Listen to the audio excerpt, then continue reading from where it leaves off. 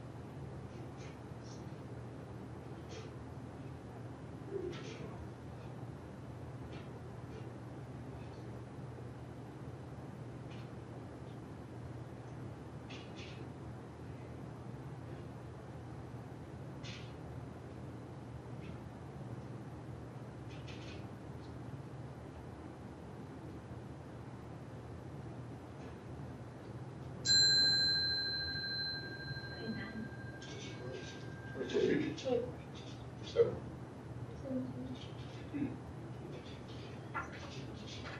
So I would say it's cold. So it's pretty early, like not need to get snow. This year. Yeah. Okay, so how is your project? How is the model? Is it easy? Yeah, it's okay. But it's not first. So what do you do with it? What do you do with it? I dealt with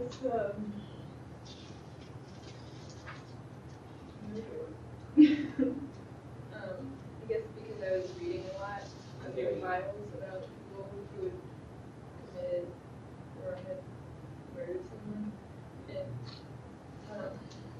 I guess for a lot of people who did that, rage was a huge problem, and that was something. And a lot of them also didn't have higher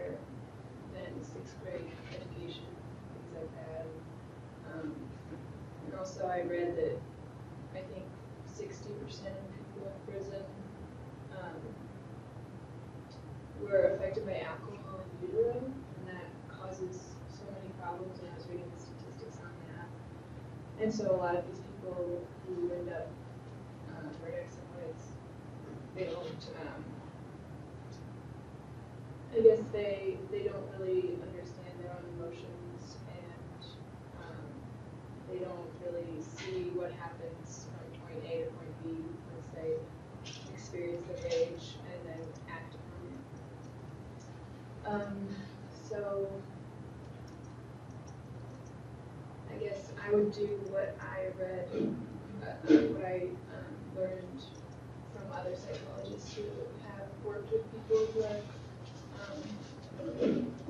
done that, and I would say that just teaching them about stress and how it affects the body, and teaching them about the difference between your emotions and someone else's actions, and how to separate the two, and slowing down and learning how to breathe in a moment when you are feeling angry.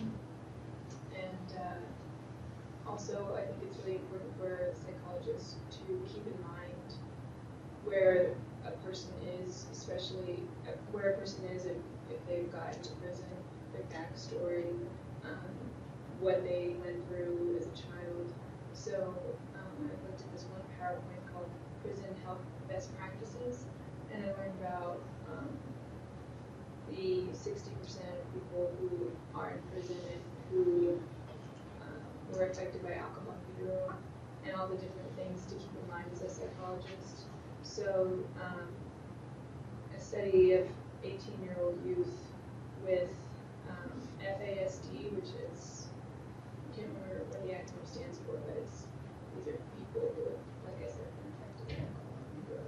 So what they found was that organization or self-care and hygiene was that of an 11-year-old. Social skill development was that of a 7-year-old. Word recognition, 16-year-old. Physical maturity, 18-year-old. Emotional maturity, 6-year-old. Understand time and money like an 8-year-old. Think and process like a 6-year-old.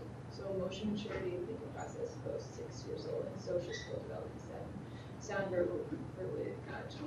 So I think as a psychologist, you have to keep that in mind, and they may need more of in order to understand mindfulness and how to be calm in prison. And breathing techniques are really important.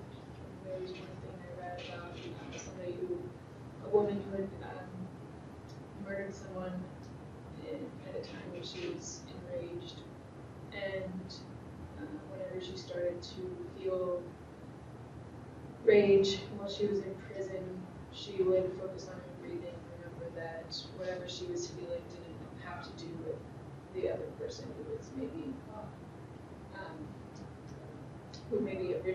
maybe prior to her learning about mindfulness, she would think that they were the ones instigating her, and then she realized like the difference learning about that. So I would talk to the inmates about that, and overall health and well-being techniques and tools that they may not have learned. A lot of people in prison, like a very, very high percent, were in foster care or were raised by people who weren't their parents, and were born into being addicted to drugs already, which is bad. So keeping in mind those kinds of things and the lack of education they may have about their own body and their mind.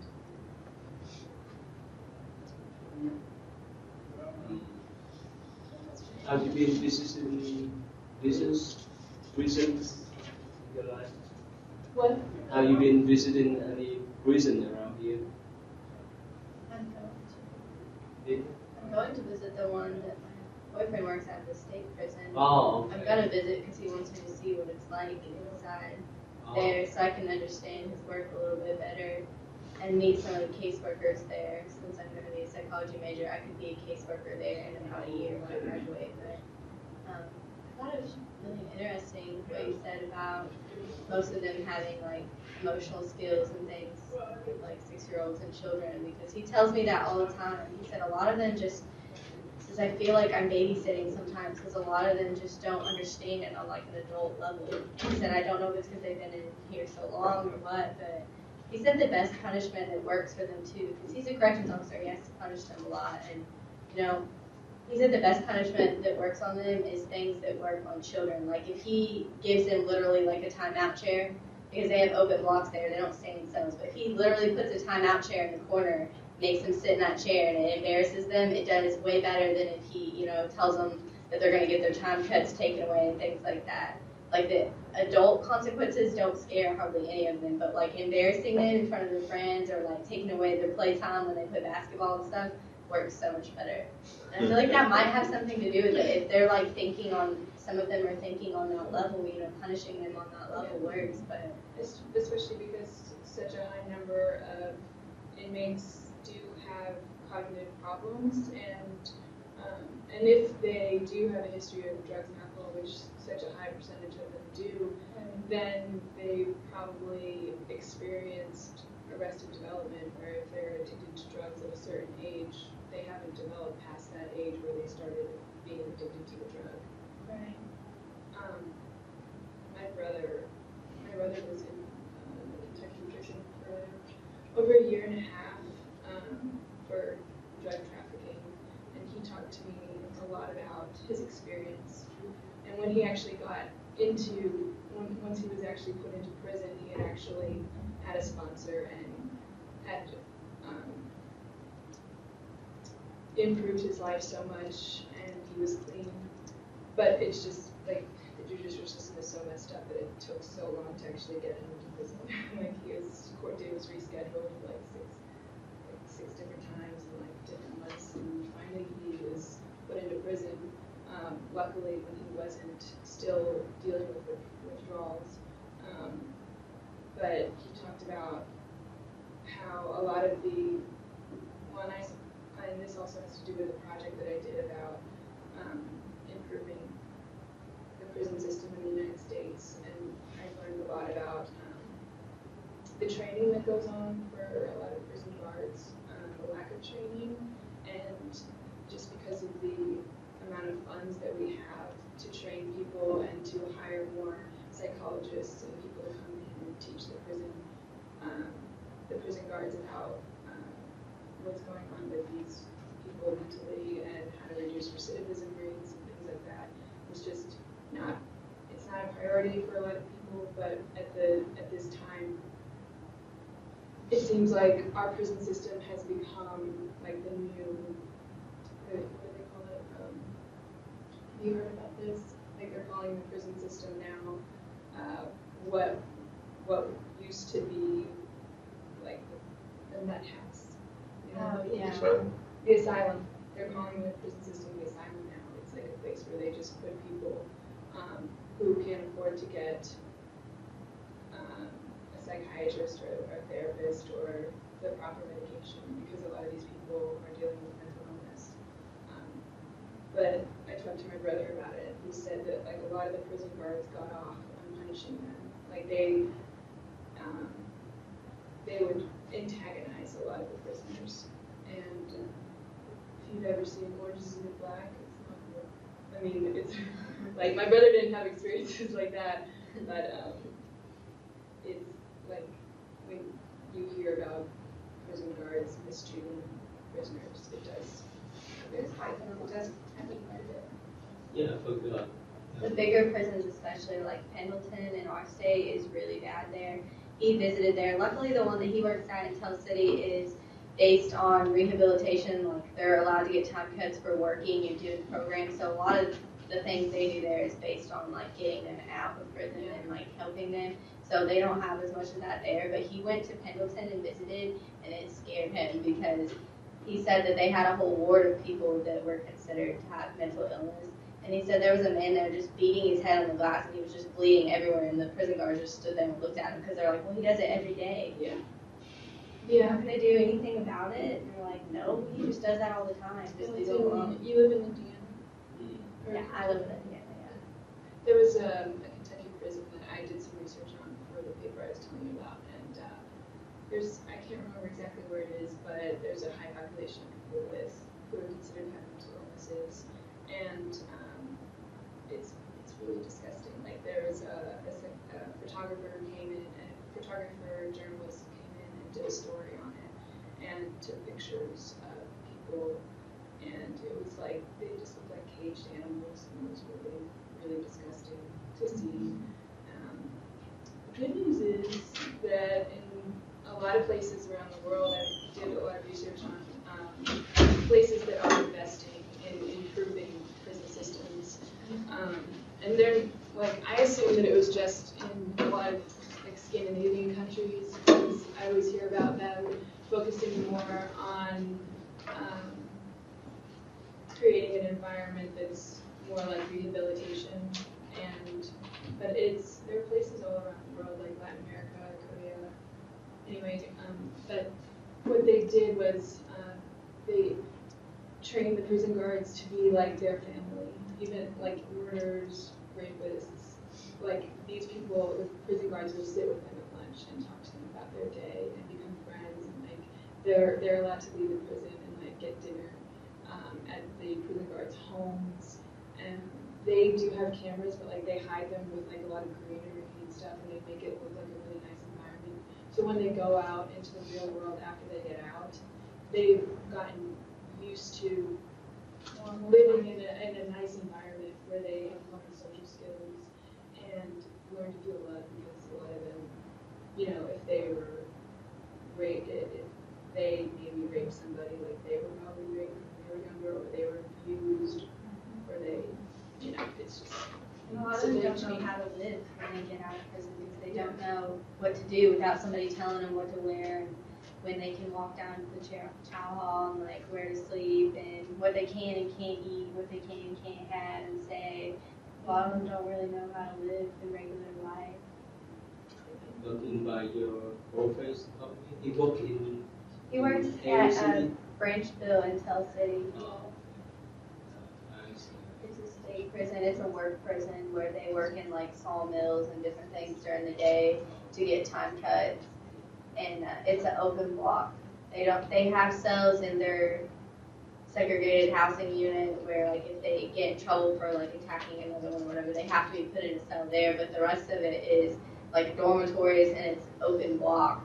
Like the beds are just out in the open, and everyone just mills around together when they're not working. So they have the factory for them to work. yeah, they have a lot of things that they can do. Like a lot of them have to take care of like the buildings, like maintenance, and then a lot of them have to do like grounds work. And they have like a sawmill where they make all kinds of things out of cedar. Like they sell bird houses and dog houses and stuff.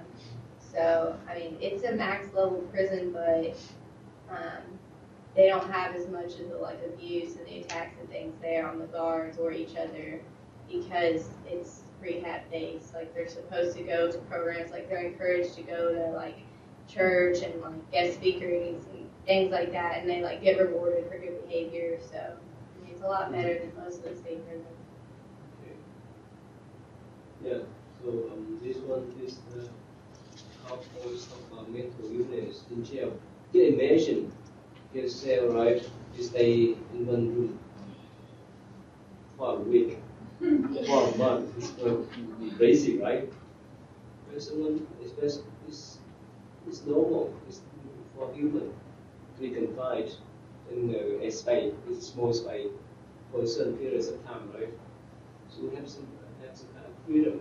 We cut the birds in the cage. When someone try to find some ways to fly out of the human. So that's normal. We have the kind of mental illness, mental problems in the jail. It's more and so forth. And of course, compared with the prison system here, with the other third world countries, is quite different. The inmates, offenders, work from morning to night. But somehow, the taxpayer like us to pay for their sentence in the jail, right? Sometimes it's things is fair, and especially in California, I have one of my friends is a parole officer, He mentioned that because nowadays overrun it, in California, so they release many images on the street, and sometimes it's made a danger public health too, but they have no choice. It's real tough, especially for one who commits. I think the United States has, I believe, twice the percentage of people in jail than any other country in the world. Any country, including China. With the number one incarcerated. Just as the war on drugs, though. That's what And repeat offenders. Yeah. We have more people. I guess the opposite of it. They always come back. Always come back. Listen, how would you have? Okay, who like to start next? You? I was next. Yeah, Okay, I please. did counseling on someone that was incarcerated for domestic violence. And I used the domestic violence PowerPoint, and I just used some of the points out of that and elaborated on it myself.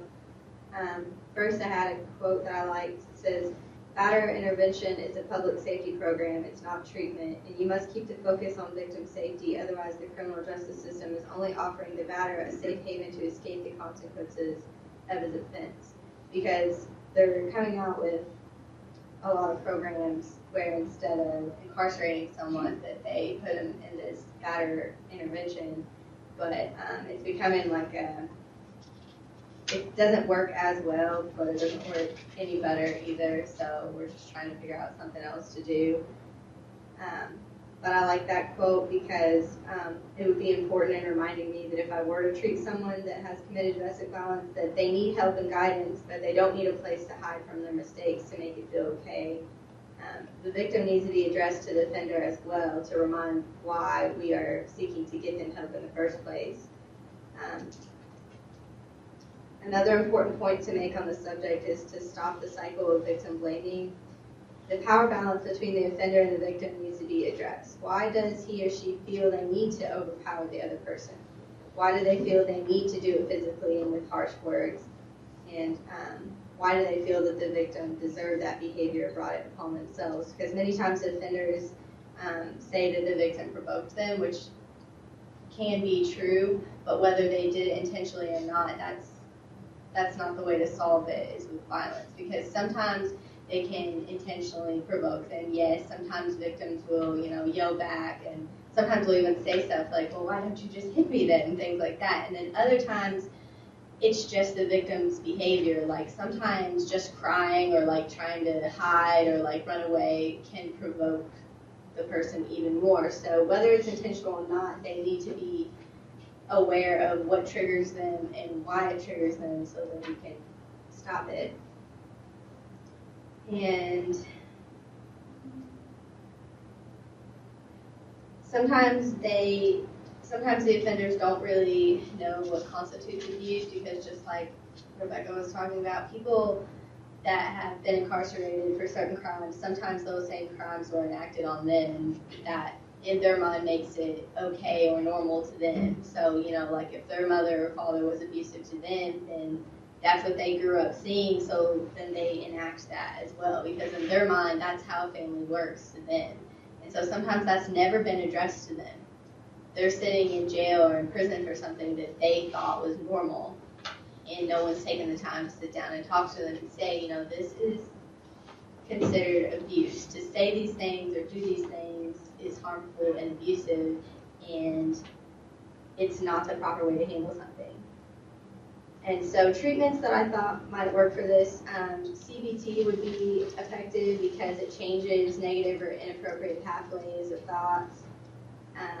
A lot of times offenders say they will see red or black out when they assault their victims, meaning they're very emotionally reactive, and they skip over the steps where they should be evaluating the situation and then making decisions on how to handle it in a proper way. So teaching them to slow down and take time to make decisions before they act, and then evaluate the consequences before they act is a really important skill. And then some other important skills I would teach them are relationship skills that they might lack. So healthy communication, boundaries. Sometimes they need to be taught about boundaries in a relationship, like you can't always tell that person when they can and can't leave the house. They need to be taught that that's not acceptable. Maybe your parents did that or someone that you know did that to you, but you cannot do that. There are certain boundaries that other people have that you need to start developing, and then you'll have a healthy relationship. And then they can be taught healthy ways of relieving stress, such as techniques taught in MBSR, where they can learn meditation. They can learn a lot of techniques to, learn about stopping in their tracks, taking some breaths and calming down before they make decisions, and engaging in violent behavior. And then later, maybe when they're done with their treatment, they might not be a repeat offender again because someone's finally given them the skills to deal with their own emotions and own past with domestic violence. So my question is, let's say if you're a psychologist and go into the jail, you provide them these informations, so how could you convince them it's good? But you convince them that it works for them? Well, if they're skeptical about it, then I would just give them some success stories from some other people I would research, and maybe not necessarily statistics, because a lot of times they might not believe you if you're just giving statistics. They might think you made it up. But I would just give them some personal success stories of other people, whether I treated them or not. I would just give them some success stories so that they feel like, it worked for someone else, maybe it'll work for me. So now you say that most of them, because they are confined in the cells, so their level of intelligence is reduced to, right? Because it raises levels. And so even you try to explain, but they don't want to understand. They You have to don't start want really they want small. to, You would have to talk to them and figure out where they're at first, and then if they're at a lower level of development or intelligence, I would just start really small then with small steps, like teaching them interpersonal skills first, so that they start getting a basis of that, and then I would start teaching them the other things, like go on a staircase.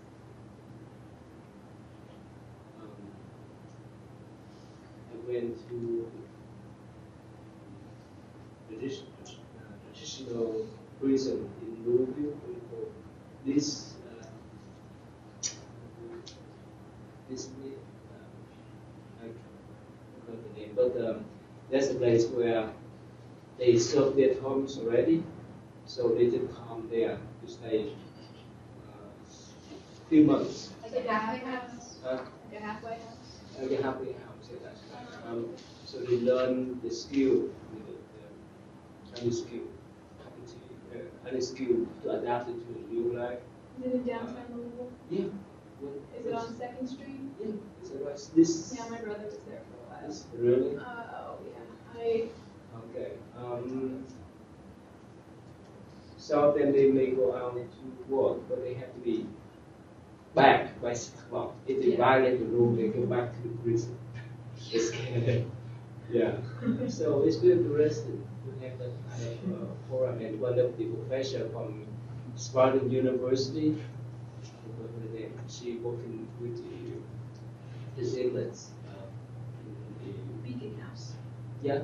The Beacon House? What's it? Beacon House? So Beacon, yeah, that's different. That's another one. Anyway, so she worked with them in this kind of treatment that we need to specify. Okay, so the next one, please. I can go. Yeah, please. I kind of dealt with something similar to her. I chose to pick someone who had physically abused their wife, and that's what he was in prison for. So basically, I just went in there, but I started talking to him, and after talking to him, I kind of realized that he really regrets what he did, and he wished he could take it back. And then he also views himself like it's not that he views himself as a really bad person for doing this. So I told him kind of to be able, that he can't change the past, and that he needs to come to terms with that, and that also I told him that yes, the actions you did were wrong in themselves, and I was glad that he was able to see them that way, but he shouldn't view himself as being a bad person because of this. He should kind of try to separate himself from those actions, because he was kind of, in that he was acting on his emotions there, and just because he did something bad one time doesn't make him a bad person. So that's kind of the first thing I try to communicate to him there. And also, he has I kind of just made up a personality here, and then, just kind of came up with ways to go about addressing it. So I decided that Fred is actually what I call him. He has a tendency to, let his emotions take over when he gets upset, as was evident, I think, because of the fact that he was involved in domestic violence there. So I kind of explained that when he finds himself getting frustrated, to try to remove himself from the situation and to try to recognize, I guess, the feelings that he is having. He could do this by paying attention to maybe the physical symptoms that he is currently experiencing, such, is his heart beating fast, is he breathing heavily, is he, is he profusely sweating, is he basically just kind of be able to recognize, what's going on exactly and try to, and once he recognizes that, if he can try to, again, step back and remove himself from that and not let the emotions control him, rather than just observe what is going on.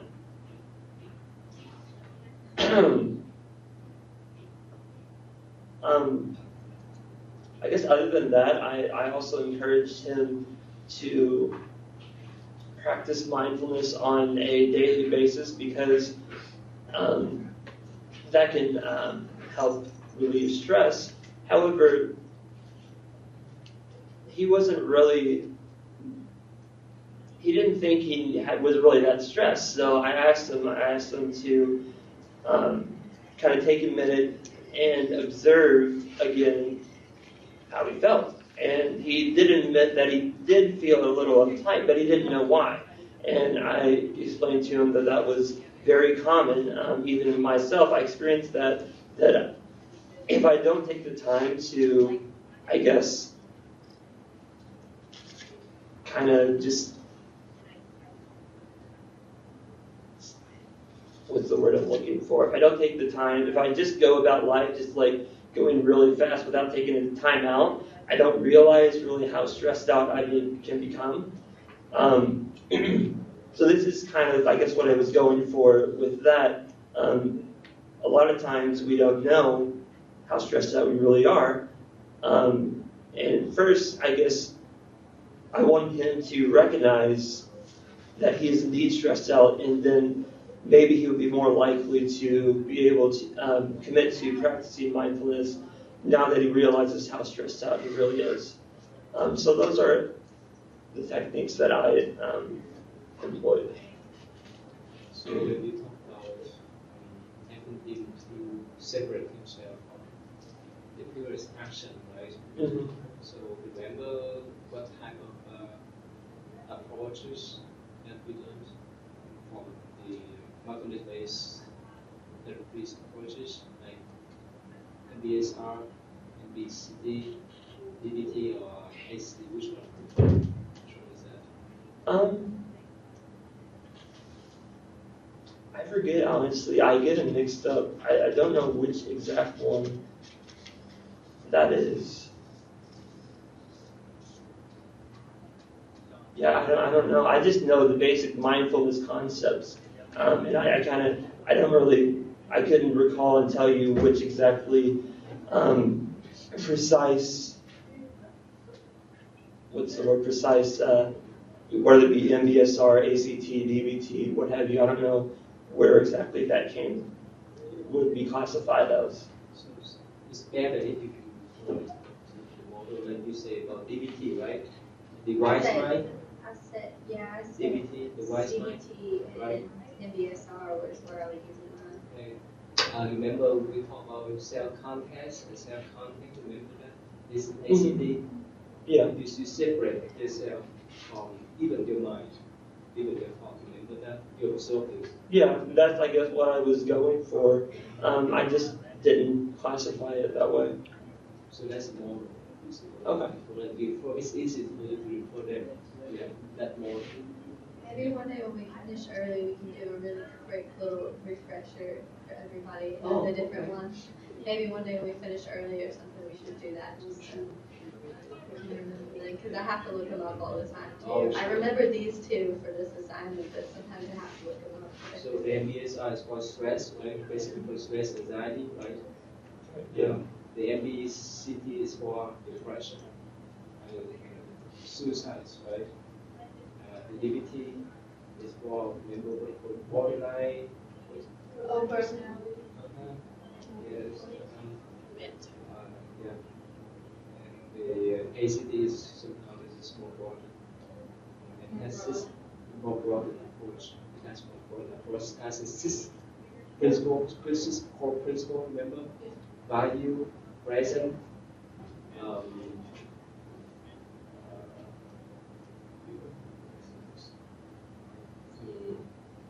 diffusion, remember? It's just core principle, remember? Self-contents, commitment. So Which one was for suicide? that's for That's GDT. And it has the wise minds. ACT has wise mind. No, DBT DBT, is for okay. wise mind. Yeah, wise mind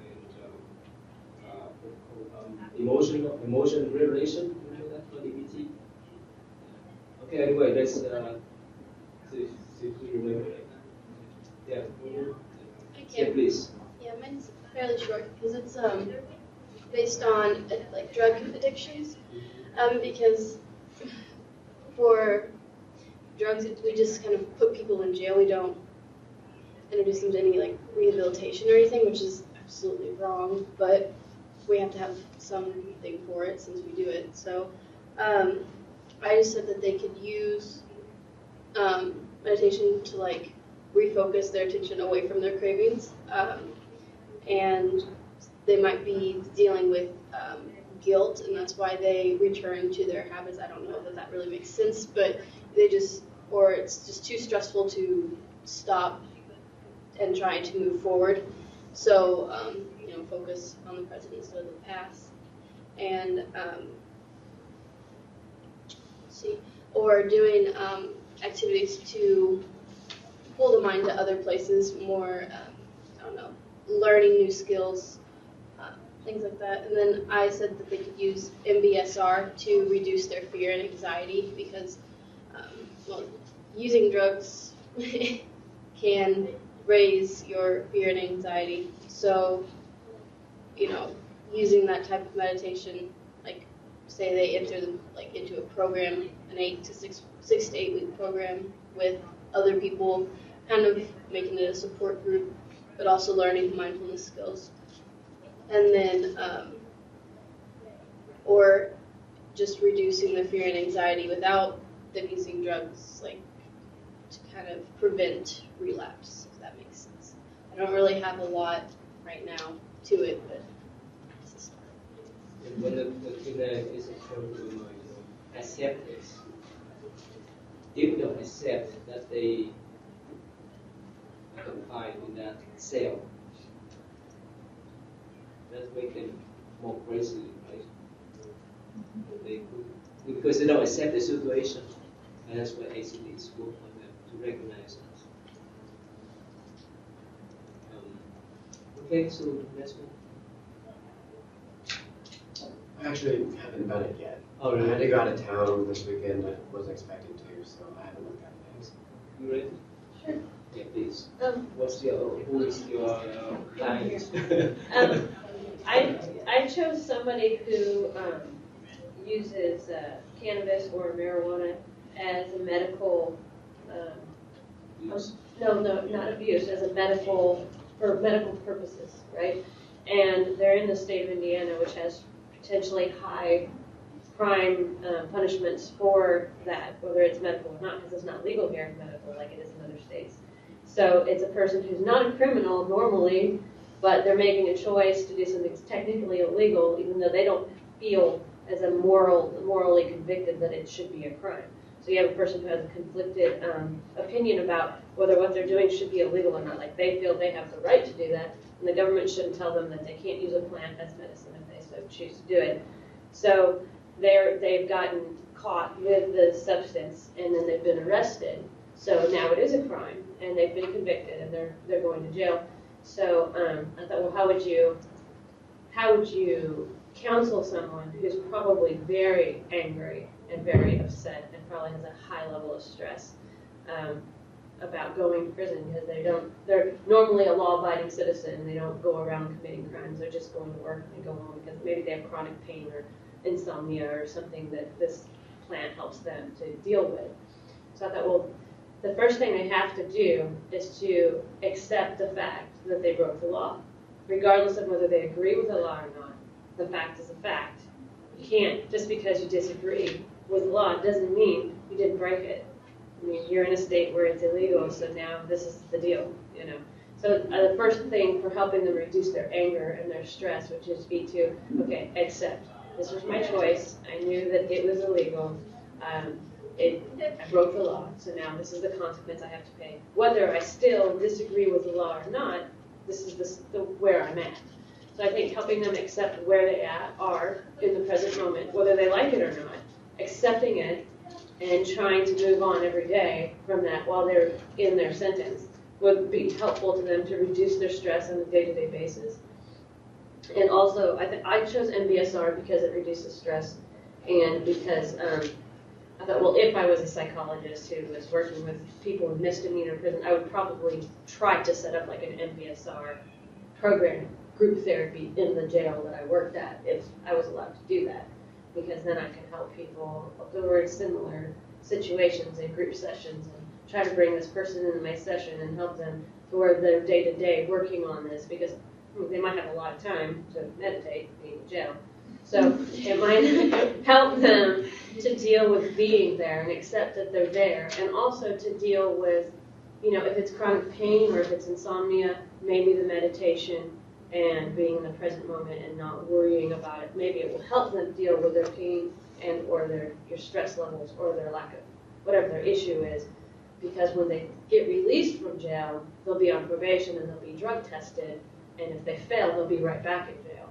So you have to help them to deal with whatever issue causes them to want to use it as treatment, because even after they get out for some time period, they won't be able to go back to that treatment or they'll be back in jail. It's like an endless circle. And so you want to help them to, like she said, there's no, we imprison people who are either addicts or who use, you know, a plant that's illegal. We imprison them instead of giving them drug treatment, because all of those programs kind of got killed whenever the war on drugs was started. So we need to really work on giving those types of people programs to where they don't get caught in that revolving door. I mean, our state doesn't have the 3 strikes law like California, but that's why there's so much overcrowding, because in addition to people going to jail for being addicted, there's a 3 strikes law, and you can just end up life in prison for using drugs, and that's an addiction. So fortunately that doesn't happen here, but I mean, that's why there's so much overcrowding, and that's why they're having to just start releasing people, because, you know, they're non-violent criminals. So I think helping a person deal with whatever the root cause is that makes them think, I need this medicine. You have to make them understand, even when you get out, you can't go back to your form of medicine because it's not legal there unless you're willing to move, which you can't do till you're done with probation.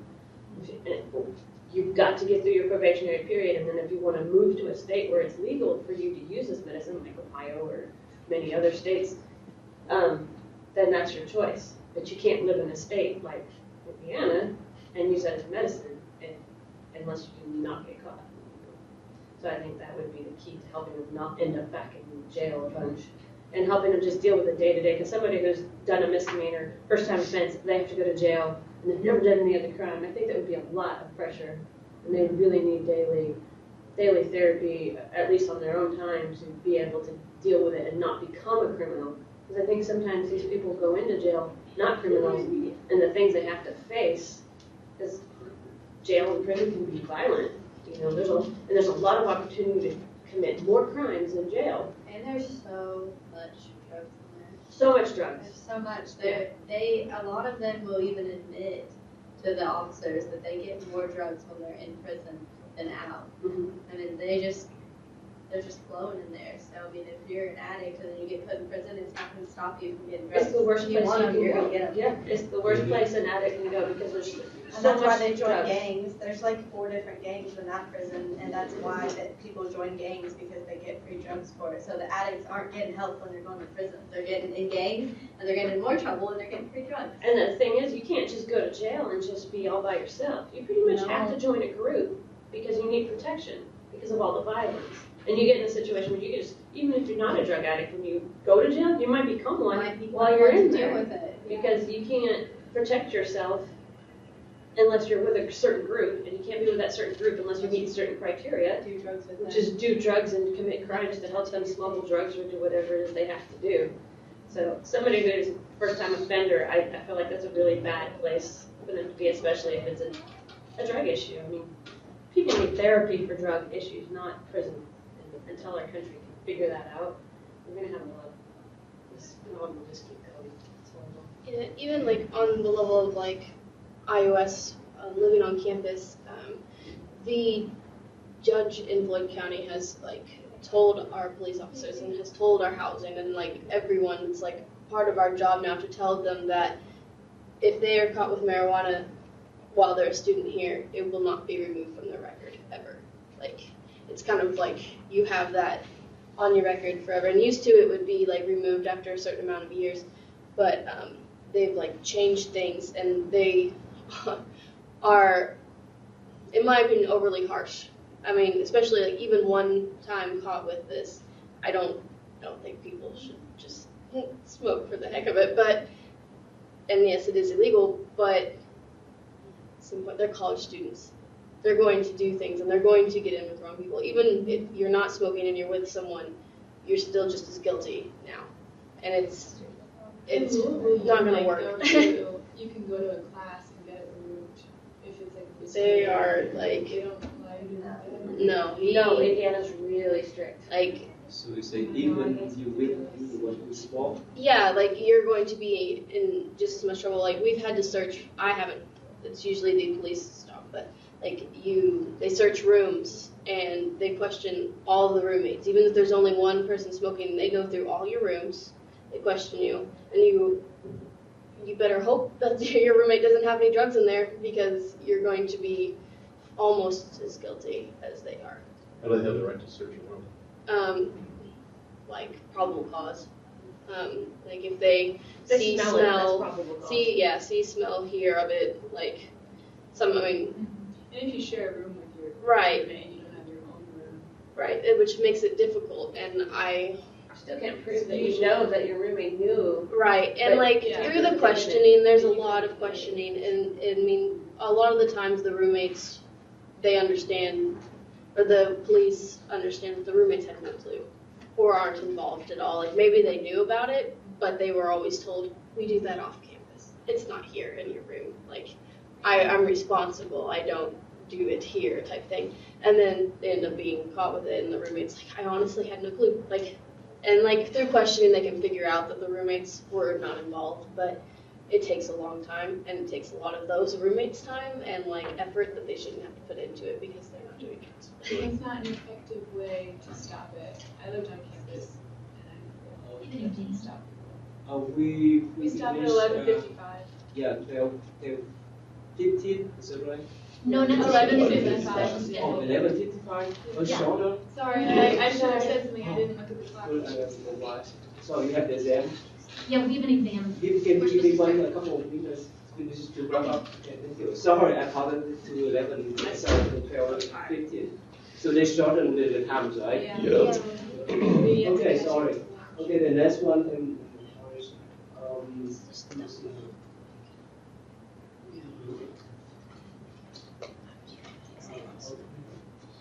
So this Wednesday, yeah, this Wednesday we I hope I set up this one. Now, probably you have not served in the army or navy before, right? Okay, so this is the next assignment. So imagine that you are lieutenant general or army officers that you may command uh, uh, many people, many soldiers, and so forth. So these are the things that you may consider in your model. I pause this on the assignment. So you can see that. So do we just pick one of those or a couple of them? It's up to you. Sorry, I was late. I thought it was at That's okay. Yeah, I messed up the time today too. All right, thank you. Thank you. All right. I'll have to go on one next time. It was 2 hours delayed. The system that meant to show up 2 hours later. So hopefully I will be fast in the normal times. Wednesday. I hope so. And more snow. Yeah, 4 inches. 4 inches? 4. It took me like 30 minutes to get my car cleaned. Oh, really? It was a mess.